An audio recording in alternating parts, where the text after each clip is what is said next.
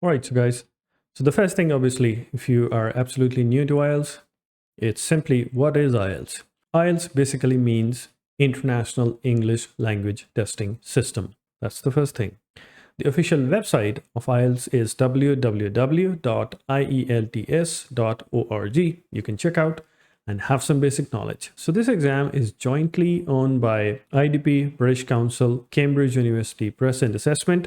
The exam was launched back in 1989, and it's been almost 35 years since the exam is in existence. And I've been part of this industry for more than half the time, since I've been in this field for the last 20 years. And I continue to be a part of this exam. And of course, it's one of the most trusted English exam that is accepted worldwide throughout most of the major universities around the world, which goes in thousands and thousands. The exam basically has two types, the IELTS Academic and the IELTS General Training. The IELTS Academic is for those people who simply want to go abroad for study purpose, and the IELTS General Training is basically for those people who want to go on a work permit or who permanently want to settle in an English-speaking country. So how does IELTS test you? IELTS basically tests you in 4 key skills of the English language, which basically are skills of any language. So they want to see how good you are when you speak English, when you write English, when you read English, and when you listen to English.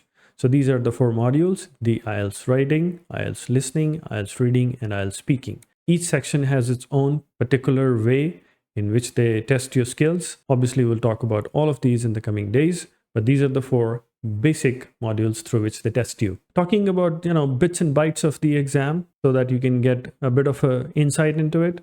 The IELTS Writing has 2 parts in it, the Writing Section 1 and the Writing Section 2. The Writing Section 2 is basically an essay. You're given 40 minutes to attempt it, and you have to write an essay presented through a statement in the exam. And if you're an academic student, in the writing task 1, you would be presented with a graph that you have to paraphrase it in your own words. And if you're preparing for the general training, you're basically going to get a letter that you have to write. The letter could be a formal letter, informal letter, or even a semi-formal letter. So that's the basic layout of the IELTS Writing. As far as the IELTS Speaking is concerned, it basically has 3 parts: the part 1, part 2, and part 3. So the part 1 is basically going to ask you questions, short questions from your own personal life. They're going to ask you who you are, where are you from.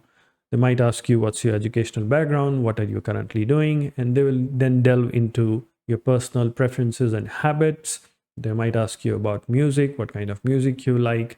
They might want to talk about arts, about traveling, and a whole lot of things. There are nearly around 50 different areas in IELTS Speaking where they might ask you questions. Basically, they're mostly from your own personal life. In the second part, or the part 2 as it is called, it's a long turn. Basically, it's called a cue card, in which you are given a statement and you get 3 questions, and you have to look at them and answer all those 3 questions.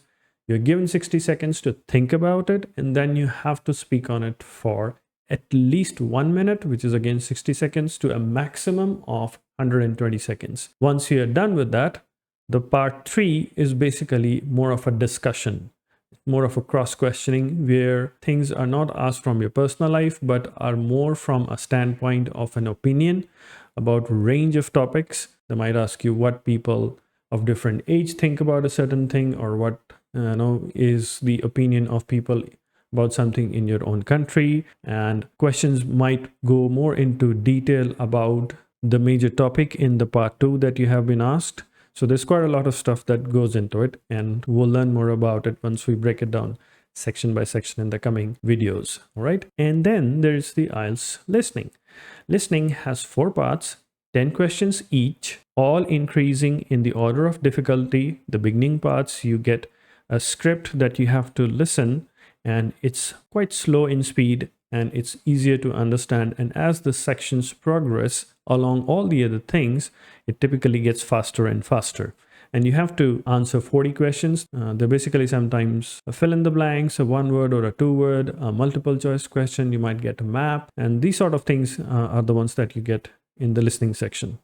Finally is the reading, that a lot of people find tough and kind of scares them quite a lot, which is understandable because reading does require multiple skills and knowledge and control and clear mindset to be able to do it. But we'll break it down part by part. As a general understanding, IELTS reading section has 3 major passages. If I talk about the IELTS academic, about IELTS general, I'll talk about in the coming videos. Now, it's quite different from the IELTS academic. So in the IELTS academic, like I said, it has 3 passages.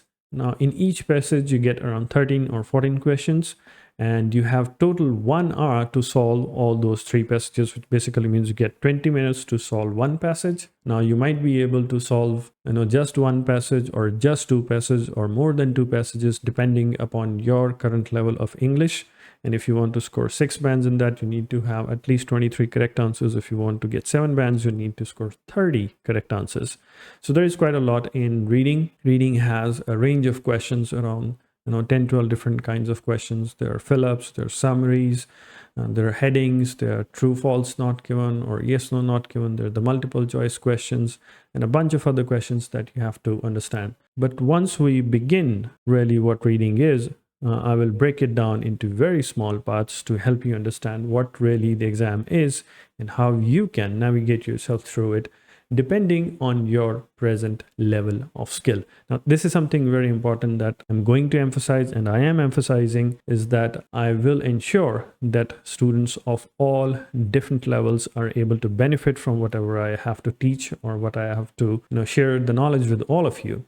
And like I said, as always, if you have something you feel like you want to ask personally, send me a message in the comments below. I will get back to you. And if it is something that needs personal attention, I will give you my email ID where you can directly email me and we can get in contact and solve your problem. All right. So that's pretty much it. These are the 4 sections of the IELTS that I've just barely touched upon, talked about what the ins and outs are going to be.